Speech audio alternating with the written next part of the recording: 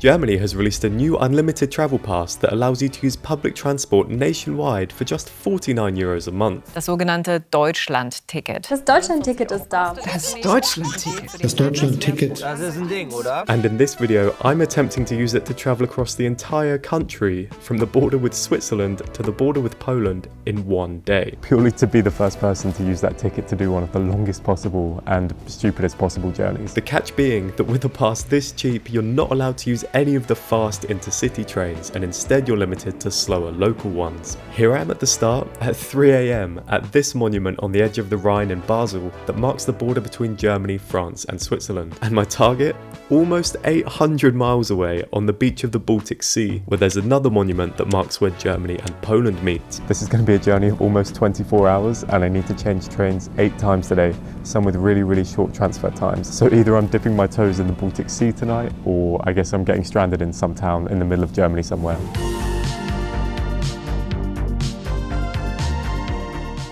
Oh yeah, so I didn't actually start talking to you down at the 3 country corner, purely because it's really loud down there. Why?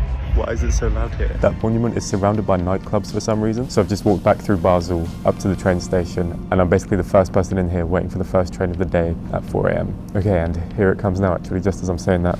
Let's see what chaos awaits. This is the start of a really long journey. Arriving not just on time, but also empty, this first train of the day was definitely a good omen. If everything goes like this today, then we're definitely making it to Poland tonight. Still, I tried not to gain too much confidence from this very early success, realising that this was never going to be where it went astray, for one simple reason. Swiss, innit? Once I'm fully under the control of the German railways, that's where it's going to go wrong. For once, I wasn't just being cynical. This really is an ambitious idea with a lot of room for everything to go kaput, even if you ignore the poor punctuality of German trains lately. Since this discounted pass excludes the use of the direct high-speed trains like the one that would get me this whole way in just 7 hours with 0 changes, my 20-hour-long itinerary looked more like this. I had to hope that all 8 trains in a row would arrive precisely on time, because some of these changeovers did not allow me much leeway. I had just 7 minutes to get to the next train in Karlsruhe, 13 minutes in Mannheim, and then even if I made those, it all hinged on this, a 5-minute transfer later tonight in Wittenberg.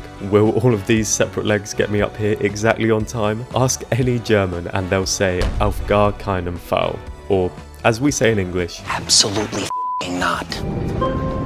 And I knew that, sat on this first train of the day, but I also knew that my plan to try it out anyway was finally in motion now, and that all of that adventure lay ahead of me. If only I could keep my eyes open to show that excitement. Still, I was hardly missing any good views out the window, since we arrived in Freiburg still under cover of darkness, but crucially, exactly on time at 5:10 in the morning. Annoyingly, I have my longest transfer time of the entire day here, which is kind of a shame. I'm here for over an hour, and if a gap like this happened later in the day, that would be a nice buffer to have against some possible delays, but I guess it wasn't to be. With every seat in the waiting area already taken by other early birds, I decided to spend my hour getting warm the old-fashioned way, with a brisk walk into the city. Wow, kind of a weird time of day to be here, but it's equally as impressive as I remember. I made sure to be back at the station in Freiburg in good time though, because I really needed the next leg to go well. My changeover in Karlsruhe was one of the shortest of the day at only 7 minutes. To my delight though, this train was just as punctual as it was empty. A couple of slight delays forecasted along the 2-hour route, but I knew that I should still make it. Despite my tiredness, I tried to enjoy the quiet upstairs of this carriage, and the sight of the sun rising above the distant peaks of the Black Forest, knowing that the rest of the day promised much more urban scenes and general timetable related stress. Okay, we're coming into Karlsruhe. This is my first tight connection of the day. We're getting here at 8:22 in the morning, and my other train leaves from a different platform in 6 minutes. Wish me luck. With the early morning lederhosen drunks swiftly overtaken, I had no problem making it to the next platform on time,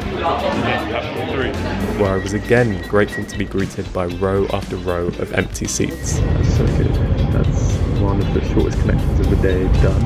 Making it this far successfully meant that as long as I made this next 13-minute changeover, I could then exhale and relax for most of the afternoon, since my next 3 connections at over half an hour each should easily be able to soak up any minor delays.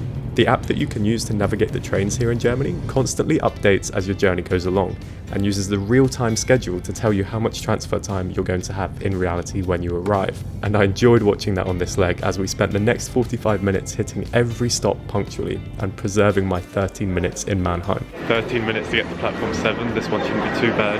And if that's all on time and I get to Frankfurt on time, I have half an hour to actually eat something. And it looked like a nice lunch break may well be in my future, as this double-decker train was again waiting for me, a big red symbol of today's surprisingly good outlook. Another connection made. It's gone way better than expected so far.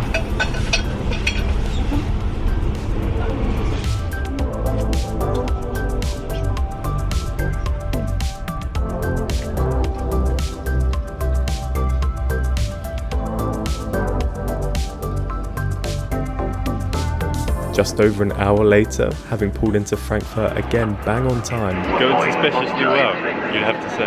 Going suspiciously well. I proceeded straight to the healthy food people to provide my body and mind with the fuel that it needed to get me through this nonsense. I stayed in a hostel in Basel last night and I left there this morning at 1:45 to go to that monument where the three countries meet and start the video, which means I've been going for 10 hours. And I say that not to make it clear how tired I am, because you can obviously see that just by looking at me and listening to me. But I say it just to, say how amazed I am that everything's worked so far. But I even made it to Frankfurt exactly on time. I'm amazed so far, and I'm sure any German watching this will be as well. The stomach full of spinach and caffeine, as well as the opportunity to reflect on the success that I'd found in making it this far alive, awake, and on time, and virtually for free with a new travel pass that would represent a lot of freedom for a lot of people, provided a welcome morale boost. For about 2 minutes. And there we go, first delay of the day on the bottom line. I'm on the 11:19, now it says it'll be coming at 11:49. Still, with my next transfer one of the longer ones in the itinerary, I could roll with this particular punch and keep the mission alive. I should have had 39 minutes in Kassel, but with this delay, they now estimated that I'd only have 22. No big deal. I guess there's nothing for it but to remain calm and stand here. Okay, we just had a platform change as well, not the end of the world. I don't have anything to do anyway, so I might as well get some steps in. After finally departing Frankfurt, they pushed our estimated arrival in Kassel back again. Not ideal, but it still left me with 13 minutes to find the other platform for my train to Halle. Something I could definitely pull off. That was not as bad as it could have been, if we think it would be alright. What happened on this leg already felt crucial to the success of the trip. If one issue could bring my 39-minute changeover down to 13 minutes, what could problems with these future legs do to my dreaded make-or-break 5-minute transfer tonight in Wittenberg?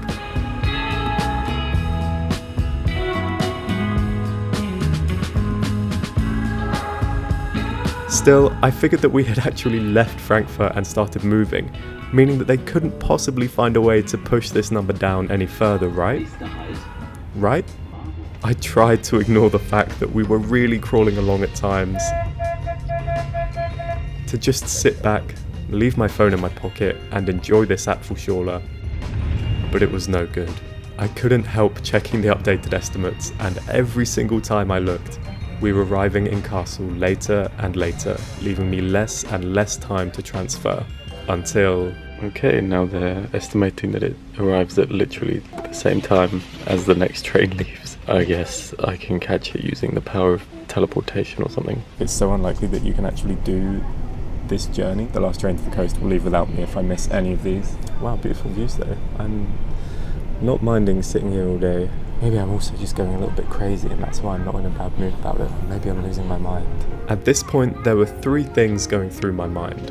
1, the slim chance that the train to Halle itself would suddenly end up being delayed, giving me the opportunity to heroically run onto it just in time. 2, how determined I was to still be the first one to do this, to make it to that beach using the Deutschlandticket however long it took in the end, even if I had to pause overnight and continue first thing tomorrow morning. And 3, the fact that this Franzbrötchen that I'd spotted in Frankfurt was really not that great, and how even a sugar injection was doing little to pick me up from this impending, if temporary, defeat. Actually, here's one glimmer of hope. Apparently, it's 2003. So that gives me almost 20 years to catch the next train. Surely I can make that, right? Okay, last update before I go and stand downstairs, just in case. they're now saying that I have -4 minutes, so... We eventually did crawl into Kassel, and even though I tried my best, it turned out that even the 20 years hadn't been enough. It wasn't possible to do it in one day. Got up at 1:30 in the morning for nothing. Despite knowing that it had no chance of enabling me to reach the beach tonight, I still resolved to at least complete this leg today, even on a later train. So the next one that I can get to do that is actually the one that's in 2 hours. Thinking that at least if I did that, I would cross off 3 more hours of travel today along the original planned route that I wouldn't have to do tomorrow. And then, in this unwanted downtime, I took a stroll through the city of Kassel while I considered the options for putting the trip on ice, just for one night. Okay, let me explain the new plan, the less pure but still successful border-to-border run. This was my route, but because that train came in so late, I missed this connection, which means by the time I wait for the next one of that train, I will have missed this and this and this, and my last opportunity to get there tonight, because I was already arriving on the beach at gone midnight. That was obviously the last of those trains for the day, and I'm not going to make it there. So the further I carry on now, just depends where I'll be stranded for the night. I do have one advantage. In case this is your first time watching the channel and you didn't know, I actually live in Leipzig. So now that I know about this situation before I pass that point, I can steer myself in that direction, sleep there, and then go again tomorrow. I'm going to wait for the next train to Halle and then stop there, go to sleep in Leipzig, and then come back to Halle first thing in the morning, rejoin the journey, and we go again. Yeah, I guess I'm proving that you can do it, but it's likely to get messed up and it's best to budget 2 days for it. Which makes it way less appealing. If anything you saw me do in this video looked appealing at all. With the 2 hours past, I tried not to look too crestfallen as I eventually boarded the next train to Halle. To be honest, I kind of enjoyed this leg. It no longer mattered how slow or late it was, since I could travel between Halle and Leipzig, again with the €49 ticket, at pretty much any time. This route skirts the south of the Harz Mountains National Park, an area of Germany I've never been to, and so I took the time to soak it in and make some vitamin D from all of this sunlight.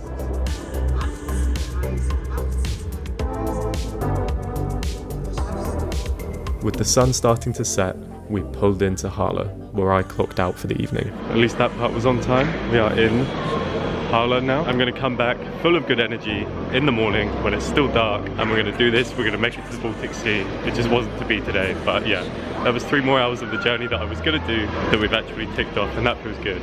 I'm going to get some sleep, I'm going to do it in the morning, and everything's going to be fine.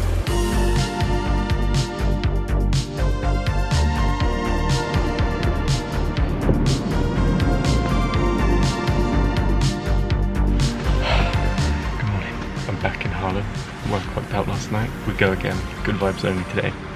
Let's get to that beach. Today, doing it the rest of the way from Halle, for some reason I have fewer transfers than I would have done yesterday. Sue me. I at least feel better now that I've slept a few hours. And we don't have our dreaded changeover in Wittenberg anymore. We go through there, but I'm staying on the train. It was true. For some reason this morning going from Halle, I could actually travel this entire 5-hour stretch without changing, which is a really long stretch for a regional train. And seeing as it had already left on time with me on board, a lot of the stress for today was already done, as I was insulated from a lot of panic and changeovers in this busy area, with it all instead hinging on this, 5 minutes in Züssow, a place that I'd never heard of, but would represent today's timetable boogeyman.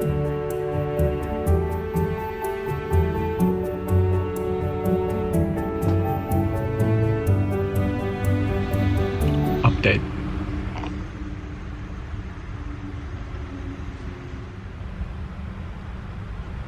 I'm not a smart man. I'm not a smart man.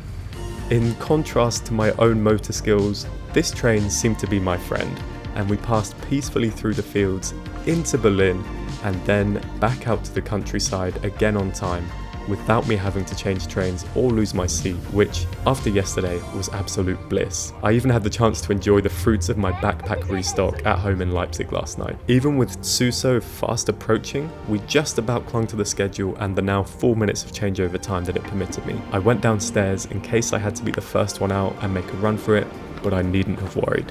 This connection was an easy success, with most people actually transferring between these two trains, and as soon as I sat down, it sunk in that my crazy idea had actually worked, if imperfectly, and that I was on the final train of the entire journey.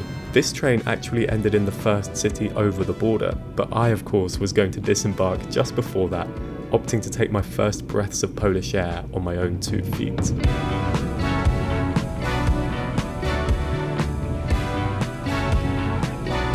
We continued through Germany's rural northeast for another hour and a half until, finally, the end of the line.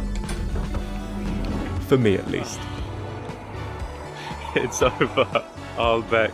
Wait, which way am I pointing? Ahlbeck Grenze. Those of you from Germany will be way ahead of me in pointing out. Grenze. This word means border. What a ridiculously exhausting 2 days. Oh, I'm so happy. I've never been so happy to be in the middle of nowhere in the rain ever in my life. I know I said that today was going to be good vibes only, but honestly there was parts of that journey where I just felt like it would never end, ever. I have this footpath through the forest, takes me to the beach, then I'll be at the border, finally all the way from Basel. Ah, ridiculous. I don't know if it's the being near Poland thing, or the being near the Baltic Sea thing, but it's much colder up here, so I've had to put the coffee stained hoodie back on. I've got it, I've got a coat over it at least. One good thing about the rain, you can hide the fact that, you can't properly feed yourself without going everywhere. It's much colder up here though. In English we say Baltic as a shorthand for something being cold. Like in England you can say, oh, it's bloody Baltic out there. But I thought you would, maybe at least have to be in the Baltic Sea, or at least up in like Estonia in winter or something to experience it. I've just come vaguely near the sea, and I'm freezing. It's May.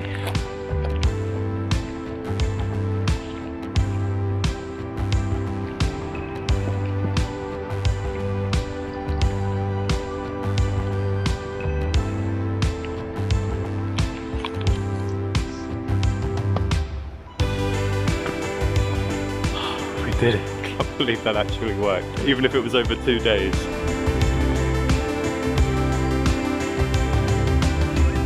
And there she is. It really is Baltic out here, I'd have to say. Oh, I'm enjoying this way more than I have any right to, just because of some stupid lines on a map.